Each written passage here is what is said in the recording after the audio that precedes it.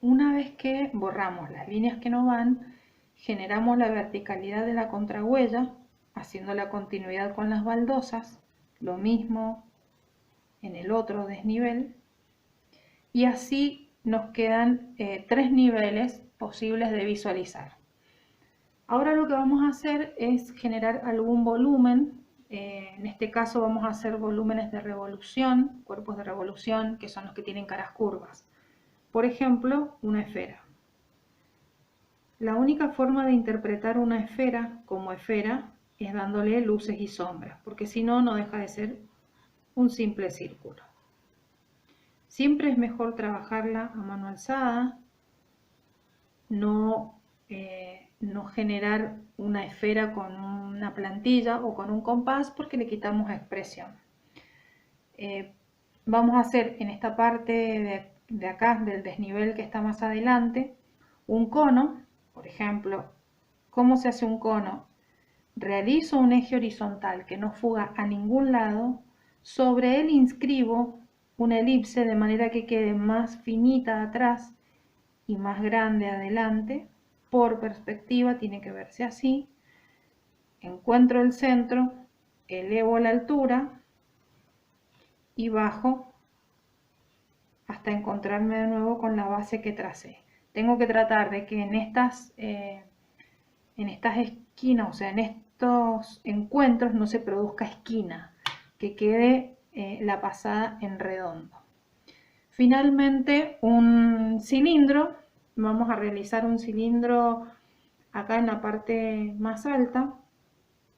Lo mismo, trazo un eje horizontal, inscribo en él una elipse, levanto la altura, puedo hacerlo un poquito más alto, vuelvo a trazar un eje horizontal e inscribo sobre él. Acá me conviene hacerlo un poquito más alto. Inscribo en él un eje horizontal y la elipse intento realizarla completa, pero después, por estar sobre la línea de horizonte, solo se vería la parte alta. Luego voy borrando todo lo que no va. Ahí tendríamos los 3 cuerpos de revolución: cilindro, esfera y cono. Faltaría pasar por la experiencia de hacer un cilindro, pero que esté en el piso, que esté como acostado. Lo que hay que hacer para que se vea correcto es inscribirlo en el prisma que lo contenga. Por ejemplo, pero puedo aprovechar el trazado de la perspectiva de estas baldosas, o este cuadriculado. Genero acá, yendo al punto de fuga, un cuadrado.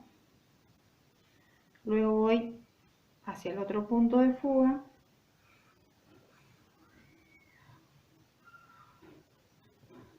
Y genero el prisma que lo va a contener. Luego inscribo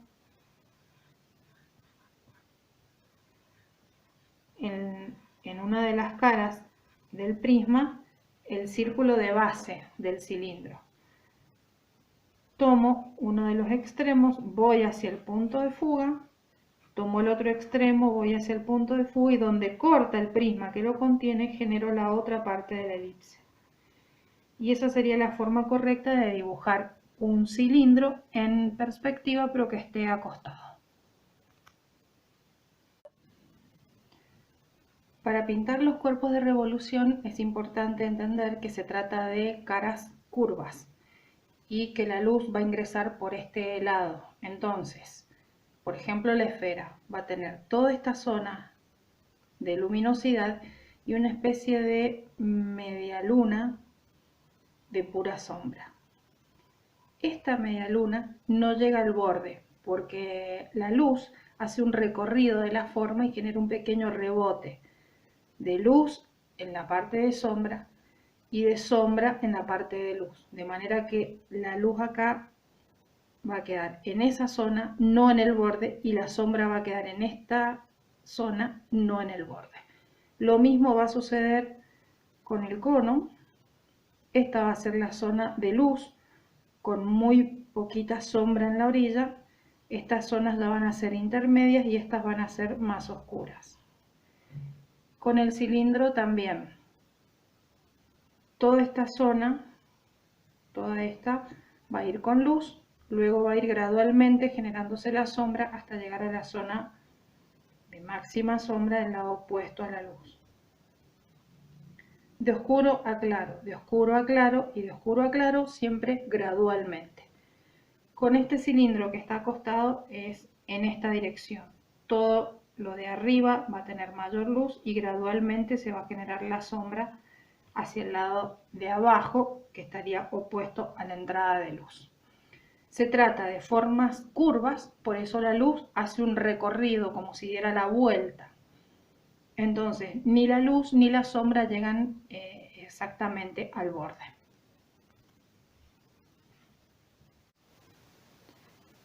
En todos los cuerpos de revolución hemos usado el mismo violeta, que es este, para dar sombras. En este está combinado con rosa, acá con turquesa, acá con verde y acá con naranja. Y el mismo naranja es el que usamos para dar esta cara, que no va en degradé porque se trata de una cara plana. Esta zona donde se genera la luz, si se satura de color, se le puede pasar un lápiz de goma, limpiarle el brillo y ayuda más al efecto cilíndrico. Lo mismo sucede con la esfera o con el cono, manteniendo siempre la dirección hacia el vértice. Es una goma en realidad. Y lo mismo acá en el cilindro que está horizontal. Esta pasada de goma ayuda al efecto de forma curva. Bueno, como se trata de un espacio lúdico, lo pintamos con absoluta libertad, mezclando colores. En esta zona, donde el cuadriculado es blanco y negro, no dejamos el blanco con el blanco de la hoja, sino que le aplicamos una tonalidad apenas, casi imperceptible, para que se entienda que no ha quedado el blanco de la hoja, porque si no se ve como si estuviera sin terminar. Luego, el único lugar en donde se puede visualizar la sombra es en el cono, porque acá en la esfera y en los cilindros está sobre la baldosa negra. ¿Cómo se hace la sombra del cono? Identificamos el centro que está ubicado en la base. Desde ese centro extendemos una línea en dirección opuesta a la luz. Si la luz viene de acá, la línea se va a extender hacia afuera. Entonces, una vez que extendemos esa línea, trazamos desde los extremos y pintamos sobre este color que es claro, sobre ese amarillo que es el que se le ha dado al piso, con un poquito de gris o de algún color indefinido que no sea, preferentemente que no sea negro, y ahí estaríamos generando la sombra del cono, sin marcarle intensamente los bordes. De esa manera la sombra termina perteneciéndole al piso. En estos objetos no, porque ya estarían sobre una superficie negra. Acá también pintamos estas zonas, las ensuciamos para que no se vea el blanco de la hoja, que se vea más integrado. Y finalmente, con este lápiz que es de goma, hacemos estos trazados, puede ser con caucho también, para que se interprete que estas son fuentes de luz artificial. Como se trata de un espacio lúdico, funciona así y funciona también así. Son simplemente distribución de los volúmenes y la oportunidad para aprender a usar el color. El color, cada color que hemos usado, lo hemos mezclado con absoluta libertad. Por ejemplo, acá el rojo tiene naranja y tiene amarillo. Este verde tiene un poco de celeste de base y un poco de amarillo. Acá hay violeta y rosa. Bueno, acá el negro está un poco más puro. Acá hay rojo, naranja y amarillo. Y así.